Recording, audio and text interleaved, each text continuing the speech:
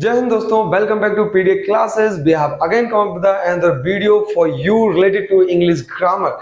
This video gonna be last video for you and the series of the English grammar. As you know, we continue with the noun and we have discussed the entire unit of the noun. We discussed the topics and what is the relation of the noun, how many topics we have to study. Say for example, person. Noun is nothing. It is a combination of four topics. What? Person, number, gender and case. The last remaining topic is case. Absolutely, you listen right. I say case. Case means to say we have to connect what is the case, why we need to learn case, and how many type of the case. And also we also try to learn over here right now what type of the question you can get in your exam. This is very important because we need to focus on the exam point of view. Our purpose is not to become the teacher of the English, not to become the good in English. We have to just make sure that this video gonna be for you important and these all concepts gonna be for you or you can get in the exam. So let's get start the video with the positive wave and listen carefully. The last topic, I think it is the fourth topic. So this is the noun case. Okay, what is the noun case? Case is nothing, is it is just showing the relation. You can get the relation. It is just showing you the what is the relation of the noun in that given particular sentence. It's showing the relation of the given topic. Okay, there's a four type of the cases. You have to just know about it. Subjective case, and you can say this is also nominative case. Okay, you can say it is nominative case also. Subjective and nominative case. Second was objective case, and third one is vocative case, and fourth one is possessive case. Okay, subjective case, as you know very well, I think this is very easy because you can get in any of the children book in 11 or 12th. You can get the definition of subjective, possessive. This is very simple. Okay, now let me explain. Subjective case means to say you can get subject in the given sentence. Means to say you can get the subject. What? When noun or pronoun, very important, take these quotes. When noun and pronoun used as subject in a sentence, it's called a subjective case. Okay, what I have repeat again, I am going to repeat again. When noun and pronoun used as a subject in a sentence, it is become subjective case. Means to say, अगर आपका noun या pronoun subject बनकर आपके वाक्य में use होता है, उसी को हम क्या कहते हैं? कर्ता subjective case कहते हैं. Clear? So that's all. The very first question, let me explain. He is, यहाँ पे लिखते हैं क्या है? He is a good singer. अब यहाँ पे you have to tell me he is playing the role of which? It is subject or object? So you can say it is playing the man role because he is a singer. So it is a subject. So you can say it is subjective case. Okay. Are you getting the idea what is the subjective case? Now you have to tell me Ram sings well. Now you have to tell me what is Ram. Obviously, sir, because you have tell me what is subject. Just listen carefully. If you want to write it, so okay, right now. Subject means to say Hindi में अगर आपको जानना है तो ये करता है, otherwise Hindi कोई जरूरत नहीं, इंग्लिश पढ़ रहे हैं. ओके, सब्जेक्ट मीन्स टू से doer. Okay, doer.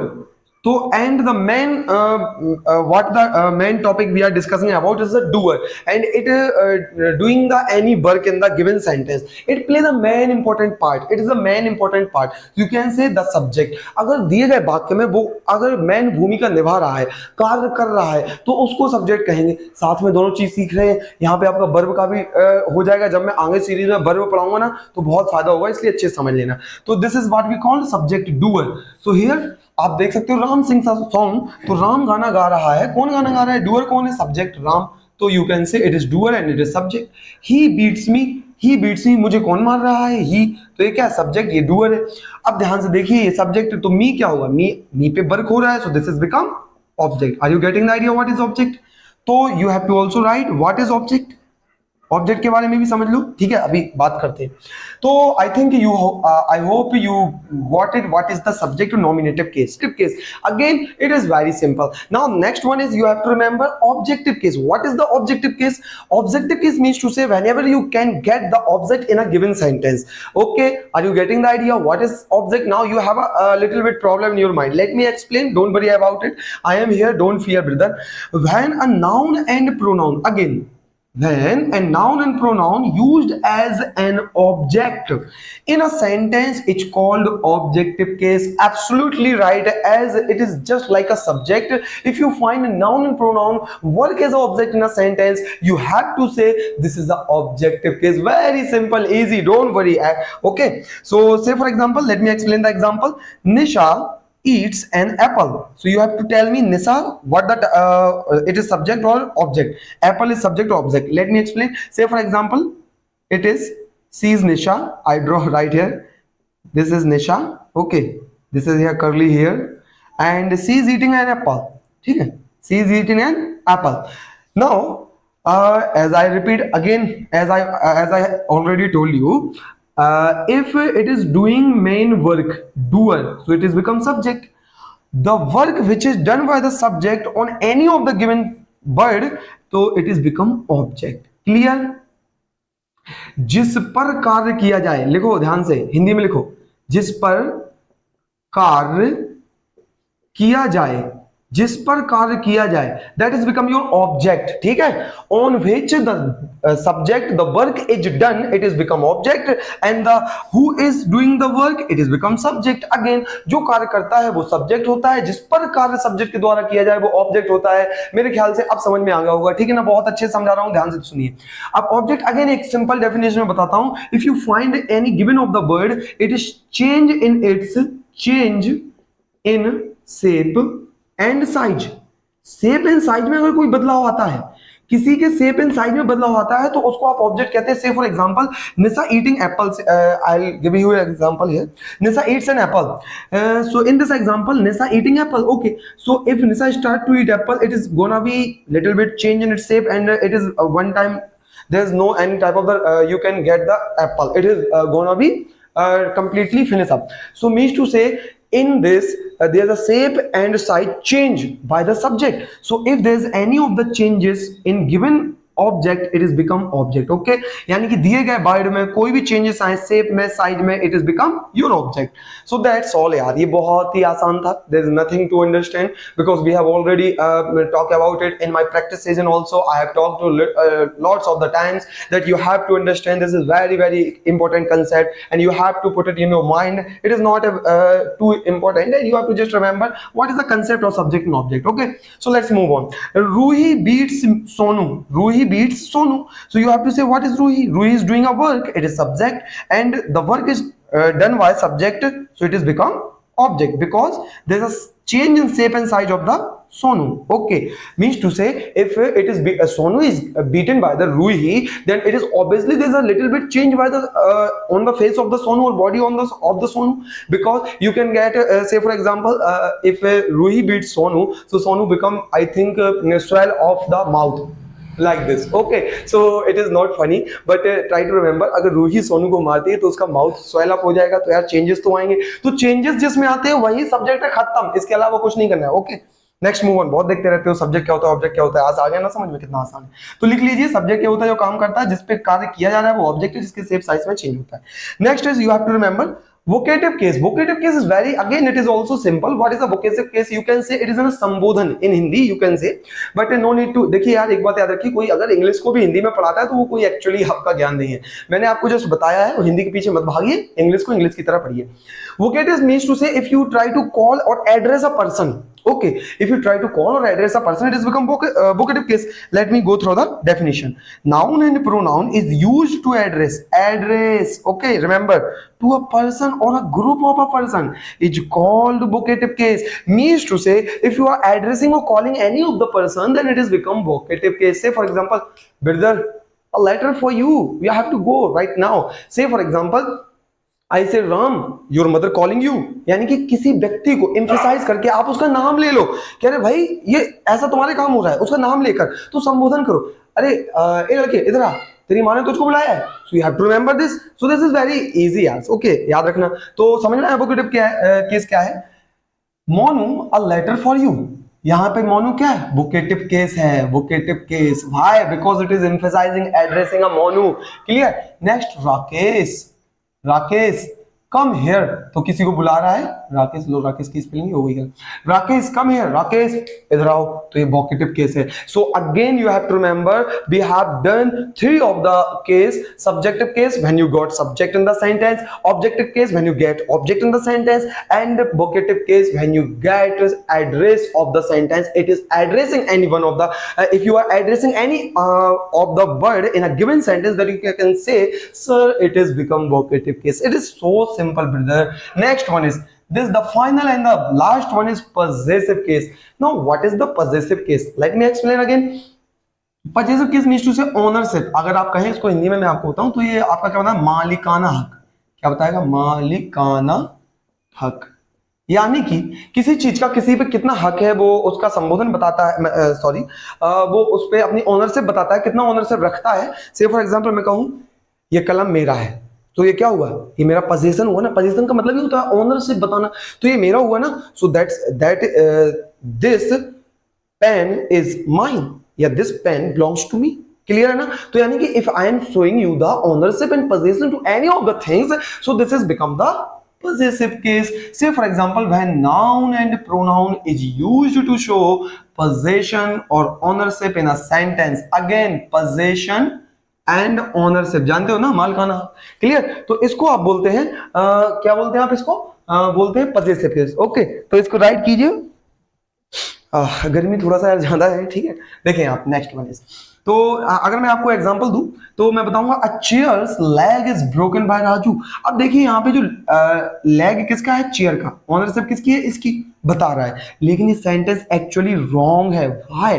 Because chair is non living thing. Okay, chair is non living thing, and यहाँ पे आप अपोस्ट्रोफ एस नहीं लगा सकते। अब यहीं से वो कंसेप्ट स्टार्ट होता है कि अगर आप सोच रहे हो, कुछ लोग सोच रहे हो इसके बाद क्लास खत्म, पूरा नाउन खत्म, no way, this is just a simple thing. I have already told you that this concept you can get in your what we call 5th or 6th class book, but what we have to learn for your exam point of view, that is very very important, brother. Don't understand, this is the last part of the video. So what, how, why it is wrong? There's a question in your mind, stuck the question in your mind. A leg of chair is broken, this is right one. Now we have to start the further video with this question with the possession. अब हमें case में ये पढ़ना है कि कहां पे हम अपोस्ट्रोफ एस का यूज करते हैं और कहां पे ऑफ सिस्टम का, बस ये दो चीजें पढ़नी है, आपका खत्म कहानी।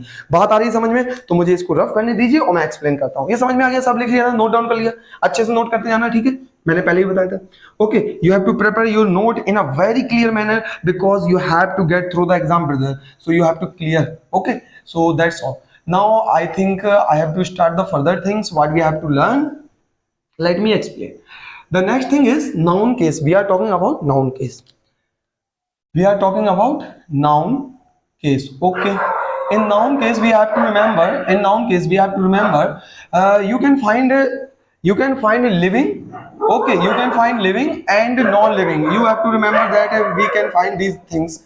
Okay, I think right now you are able to hear the voice because it is just I think it is 1 p.m. or 2 p.m. I'm shooting this video right now, and there's a in the street dog is barking. Okay, dogs are barking, so don't worry. Okay, they, after some time they are gonna be from here. Okay, so there's a noun case we are discussing about living and non-living. What is the living and non-living, and why we are discussing it? Just listen carefully because now these all things gonna be very important for your exam point of view.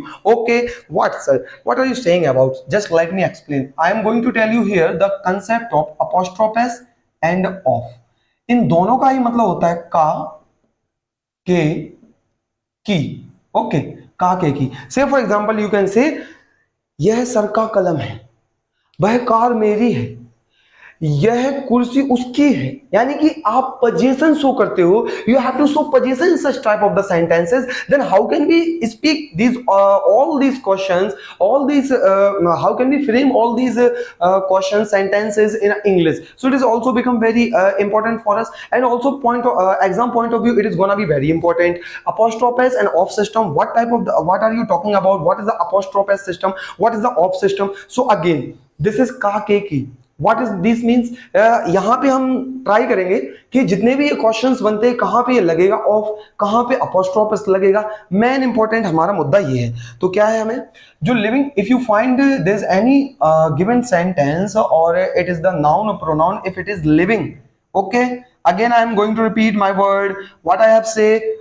Listen carefully. All the focus, I want all your focus right now here. Listen carefully. I again repeat my word. If you find your subject in the sentence is living, it doesn't matter it is subject and object. Okay ना? So you have to use apostrophe system. Is you can say apostrophe. इसको लगाए बिना मत भूलना, ऐसा अकेला लगा दो. इसको बोलते हैं apostrophe. क्या बोलते हैं? Apostrophe system.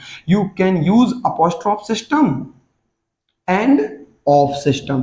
So you have to remember these both system you can prefer for your living one. Okay, so this has become very important. तो living के लिए क्या हो जाएगा? apostrophe system, of system दोनों ही important है.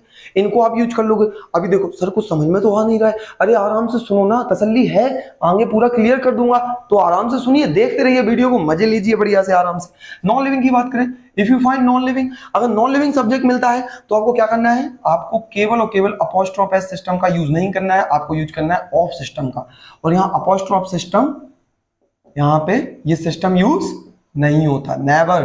ओके, रिमेंबर, अच्छे से नोट करो इसको, पहले यही लर्न करो मेरे साथ. मैं राइट नाउ अभी के अभी ये सब चीजें सिखाऊंगा, रूल बताऊंगा, कंसेप्ट बताऊंगा. We discussed all the important necessary things that really very very important for your exam point of view. So again I repeated my word, you have to remember, you have to make prep clear note, okay, that become very easy for you to learn. Okay, so this is living. If you find living, then you have to use apostrophe system and off system. If you find non-living, then you have to prefer only for off system and not apostrophe as system. So that's all. Say for example, now let me give the example. मैं कहूँ यहाँ पे, अगर मैं कहूँ यहाँ पे राम का भाई, अगर मैं कहूँ राम का भाई, तो क्या राम का भाई, राम का कहां पर है? राम और भाई का कहां पर है? Where is the का के की? Means to say you have to prefer apostrophe of or off system. So you have to say Ram's brother. Ram का भाई. ध्यान से सुनना, मैं अगेन बता रहा हूं बहुत अच्छे से. You have to listen carefully.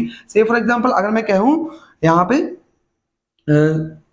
Sita की किताब, सीता की किताब. अब क्या सीता बुक, ये सही है क्या? You have to say wrong sir, you have to say Sita's book. Now it is right, Sita की किताब. That's why I'm saying you have to just listen and learn. After this, if we are try to make a sentences, then you are able to understand, recall all the concept. So this is apostrophe system, this is off system. का के की इनका मतलब होता है, ये ownership बताते हैं. एंड लिविंग के साथ apostrophe एस आता है एंड ऑफ आता है, और नॉन लिविंग के साथ ऑफ अकेला आता है, apostrophe एस की कोई जरूरत ही नहीं है यार.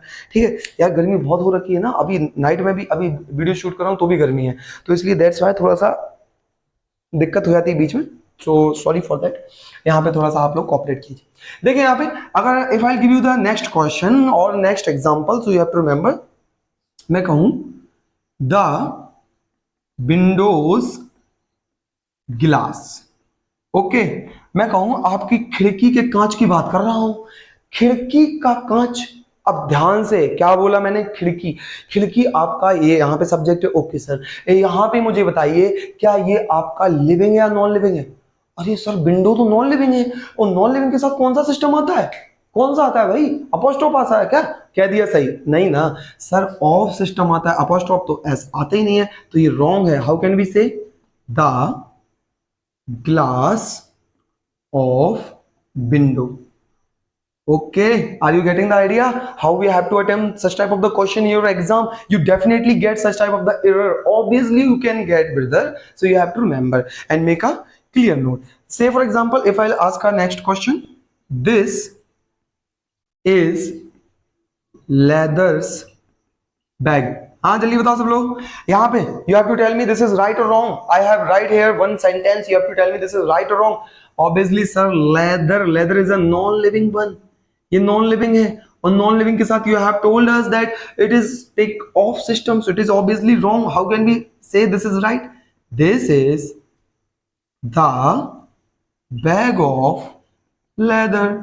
ऑब्वियसली क्लियर, यह है लेदर का बैग है. लेदर का बैग जानते हो ना? लेदर अच्छे से जानते हो यार. Okay, so you have to say this of the this such type of the question in such manner. Okay, so I hope you are getting the idea how we have to attempt such type of the question. Now let's, I think I hope to erase these all things and we have to move further. Okay, have you take a screenshot whatever you want to do, yaar. If you want to note it, so note it right now, and if you want to take a screenshot, so you can see. So let me erase this and now take a next one. What we have to uh, discuss about this topic. So we are discussing again noun case, and noun case very important for your exam point of view. There's a lots of the question you can get. Okay, now again we are talking about noun case. Don't forget about it. Now there is a second chart. This is my way of teaching. If I give the student understanding of the point through the chart, and the chart, you know, very important. Say for example in geography, we have to learn geography by the what? Mapping, brother. So we have to learn all the things by the mapping. This is also called in English we can say chart, and in geography you have to say it is mapping. Clear है ना? सो कैसे बात करेंगे, सुनिए ध्यान से. अब important है, हिंदी में लिखो, प्योर हिंदी में, बिल्कुल हिंदी में लिखो, टेंशन मत लो. अगर अगर बर्ड के अंत में, अगर बर्ड के अंत में एस डबल एस, ध्यान से सुना इसको और लिखना भी है, S double S S H और एक्स मिले, ठीक है? क्या बोला मैंने? अगर किसी बर्ड के अंत में, किसी बर्ड को लिख लेना. ओके, अगर किसी बर्ड के अंत में अगर आपको ये मिले तो क्या करना है आपको? अगर आपको ये मिले तो आपको केवल और केवल you have to use apostrophe system. आप ध्यान से सुन लो, अगर किसी ने नहीं सुना, I am going to repeat again. If you find at the end of any word, means to say it is belong to noun और pronoun particularly, and it is become, if it is end with the S double s and sh and x, then you have to remember there is only apostrophe system used. I again don't make image that it is apostrophe s, it is only apostrophe. This s is just become invisible from here. Okay, understood? This is very important concept. अब आगे जैसे जैसे हम बढ़ रहे हैं तो आपकी डीपनेस बहुत ज्यादा सब्जेक्ट में हम चले जाएंगे. तो ध्यान रखिएगा मैंने क्या बोला. अगर ये वर्ड आपको अंत में मिलते हैं किसी शब्द के अंत में, तो केवल अपोस्ट्रोफ लगाना, एस सिस्टम हट जाएगा. ओहो हो सर, ये तो बहुत इंपॉर्टेंट बात रही. हाँ, अच्छे से याद रखिएगा, ठीक है? नेक्स्ट, क्योंकि नाउ जैसे कि आपका सिंगुलर प्लूरल जब बनेगा ना, तब आप बहुत कंफ्यूज होंगे. अरे सर ये बॉयज है, बॉयज में तो ऑलरेडी लगा है. हम कहेंगे बॉयज का हॉस्टल, तो उसमें काके की कैसे लगाएं, तो वो इंपॉर्टेंट रहेगा बहुत, ठीक है? लिविंग के लिए बात करें. अब बात करते हैं नेक्स्ट. यहाँ पे जहां पे आपको ना मिले, सेम उस साइड लिख लो. अगर ये कोई वर्ड नहीं मिलते हैं तो डजंट मैटर, वो आपका सिंगुलर है प्लूरल है, तो वहां पे आपको केवल अपोस्ट्रोफ एस सिस्टम लगाना है, ठीक है? अगर ये वर्ड ना मिले, अगर ये वर्ड ना मिले, ओके, अगर ये वर्ड ना मिले किसी भी शब्द के अंत में, तो आप अपोस्ट्रोफ एस सिस्टम लगा सकते हैं. Okay, understood? मैंने क्या बोला? Again I have to repeat my word. I am going to tell you that if you find in any of the word at the end of the word S double S S H, तो you have to prefer only apostrophe system.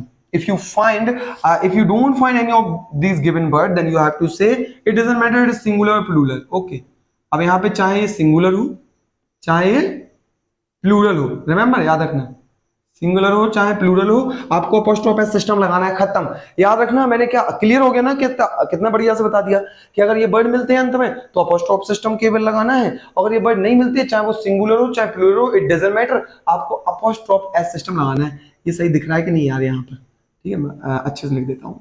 लीजिए लीजिए. Okay, now it is clear. Okay, now let me give the example. अब आपको मालूम है कि हमने अभी देखा था कि अपोस्ट्रोफ एस सिस्टम लगता कहां पर है. ओके, अपोस्ट्रोफ एस सिस्टम आपका केवल लिविंग में लगता है, ओके ना? आपका नॉन लिविंग में तो लगता नहीं है. तो यहाँ पे क्या लिविंग की ही बात कर रहे होंगे हम, किसकी बात कर रहे हैं? लिविंग की, ठीक है? नॉन लिविंग भी कुछ एग्जांपल आ जाएंगे, ऐसी कोई बात नहीं है. Let me give the example. से फॉर एग्जांपल अगर मैं कहूँ बॉयज हॉस्टल, जैसे मैं कहूँ बॉयज स्कूल, कहते हैं ना हम ये बॉयज स्कूल है, यहाँ पे जाना, don't go here, this is a boys school. तो हाउ कैन वी से बॉयज स्कूल, लड़कों का स्कूल. यहाँ पे लड़के अकेले पढ़ते हैं. क्या ये हो गया लड़कों का? कहाँ है?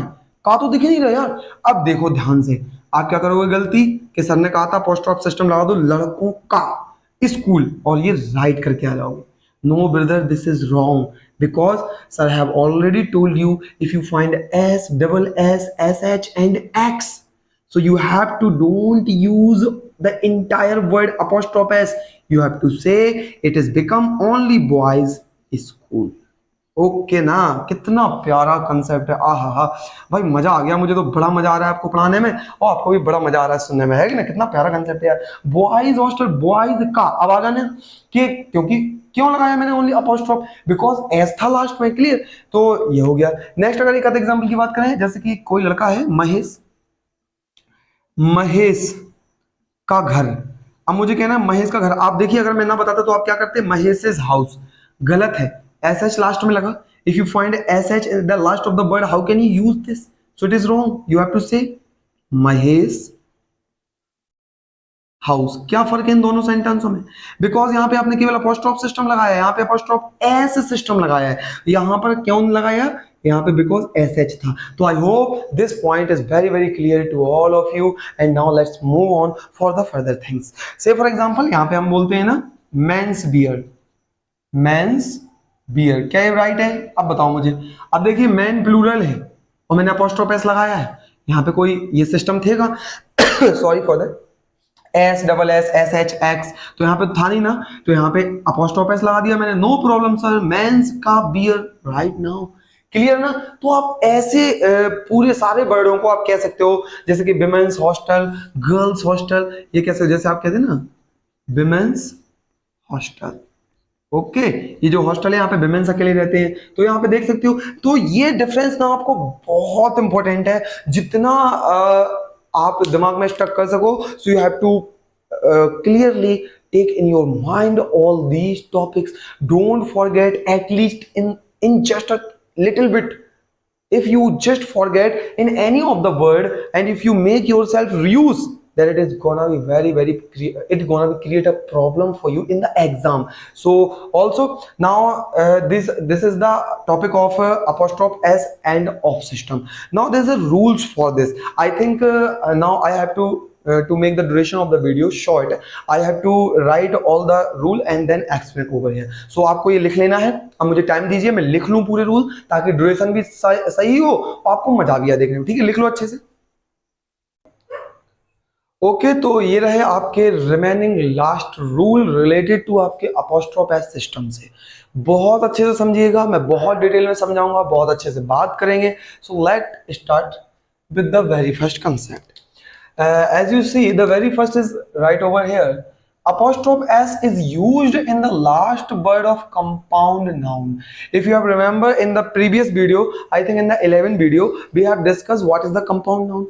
Compound noun, and compound noun means to say stepfather, stepmother, father-in-law. If you don't recall it, so please go and watch the video and the previous one, so you can able to connect the things. Say for example, for right now you have to understood this is the given noun is compound, mother-in-law, and you have to use in this apostrophe s. So how can we use apostrophe s? Means to say काके की आपको use करना है। So how can we prefer apostrophe s for this? So is this right? mothers-in-law, fathers-in-law, या फिर father-in-laws, या फिर step-mothers? So you have to tell me it is right or wrong. It is obviously wrong, brother, because this is not the rule you are following. This rule is used for to make it plural. ये rule कब सही है? अगर इसको plural बनाना है तो आपका सही है mothers in law, कि मेरी बहुत सारी सासें हैं, क्लियर? तो आप कह सकते हैं, बट अगर आप कहना है मेरी सास का, तो यहां नहीं लगाना है, यू हैव टू से, आपको कहना पड़ेगा ऐसे, मदर इन लॉज, यानी कि आपको लास्ट वाले वर्ड में you have to remember this thing, because these both are clashing and confusing, oftenly confusing. Most of the student make themselves or one make oneself reuse in such type of the works or trick become what we call gambit, okay na, in such type of the vocab. So don't worry yaar, you have to remember it is for the plural, because it is become plural, it is for the, this rule is for plural, okay? So it is become plural, but here it is become possession, kaake ki, mother-in-law. And if you want to use possession for this apostrophe s, then you have to remember you have to as apostrophe s in the last of the word, that's all. So it is wrong, it is again wrong, because fathers-in-law, it is also using apostrophe s in a wrong manner. Father-in-law जब से ये ससुर का, मेरे ससुर का पैर टूट गया, मेरे ससुर जी ने, मेरे ससुर जी का घर बिक गया, तो ये काके की कुछ भी आप बोलेंगे तो you have to remember father-in-laws, step-mothers, brother in laws, ठीक है, जो भी आपको बोलना है, there is lots of the example यहाँ, ठीक है। तो step mothers you can say last, यानी कि ये सब कंपाउंड नाउन है, आपको लास्ट में ऐड कर देना है, simple. So this is the one rule for और concept one for your apostrophe s system. These all concept gonna be very very important for apostrophe s system, okay? Because we have already know about what is the off system, we have already discussed in this video, okay?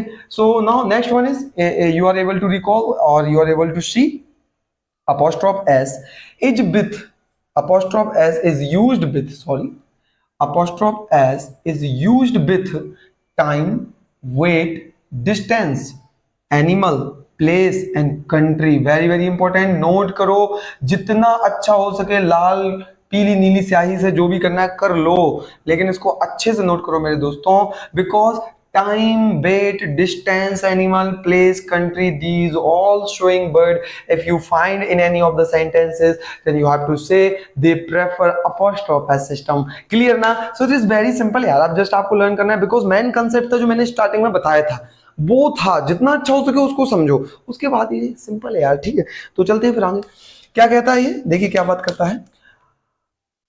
आगराज power crisis, Agra में power की, बिजली की बहुत crisis है, तो क्या आगरा सही है? अरे हाँ, प्लेस और कंट्री, यानी प्लेस है आगरा, प्लेस के साथ अपोस्ट्रोफ एस लग सकता है, obviously this is right. India, India country है, कंट्री के साथ लग सकता है, ऑब्वियसली दिस इज राइट। अब कितने आसानी से मिल रहा है, 2 मिनट में बता दोगे, पता होगा। टुडेज, हाँ लग सकता है, लिखा है क्या, टाइम, टाइम के साथ, वेट के साथ, डिस्टेंस, टाइम लिखा है ना, टाइम के साथ लगा सकते हो, obviously this is right. A days leave, बिल्कुल दिनों के साथ लग सकता है, बिल्कुल। These all are right. Now you have to remember, this is become very easy if you have the idea about this things. If you don't learn these all things, how can you going to get through the exam yaar? Okay, so this is very important to have good knowledge or what is required for the exam. That's why in the starting of the video, initial while I was starting this video, so I told to you, all of you, that you have to make your very comfortable, because if you are going if you are learning any of the things, then it must be, and you have to know that these all things are very very important for your exam. Is they are important or not, it is depend on you, you have to choose it, okay? देखिए यहाँ पे apostrophe s is used with personified object. You know what is a personified object? Personified object means to say ऐसी चीजें जिनको आप, जैसे मान लीजिए उनके कोई जेंडर नहीं है, आप उनको जेंडर, अगर आपने जेंडर की क्लास नहीं देखी, प्रीवियस जाके देखो, समझ में आ जाएगा पर्सोनिफाइड ऑब्जेक्ट क्या है। फिर से बता देता हूं, अगर आपने जेंडर वो पर्सोनिफाइड नहीं जानते, तो पर्सोनिफाइड का मतलब ये होता है कि ऐसे सब्जेक्ट या ऑब्जेक्ट जो लिविंग नहीं है और फिर भी हम उनको लिविंग की तरह शी और ही कहते हैं। से फॉर एग्जांपल आप सुने हो ना कि Pakistan power crisis and her economy now going slower and slower day by day. Her मैंने क्यों लगाया, पाकिस्तान को हर क्यों कहा, पर्सोनिफाइड ऑब्जेक्ट बना दिया, क्योंकि मैंने उसको, जितनी भी कंट्री शिप होती है उनको, ये पॉइंट डाल लो, जितने भी कंट्री और शिप, जहाज, शिप होते हैं, इनको हम लड़की मानते हैं, इसलिए शी और हर का यूज करते हैं। क्लियर है? अगर ये लिख लिया है तो अच्छी बात है, आगे बहुत काम आएगा।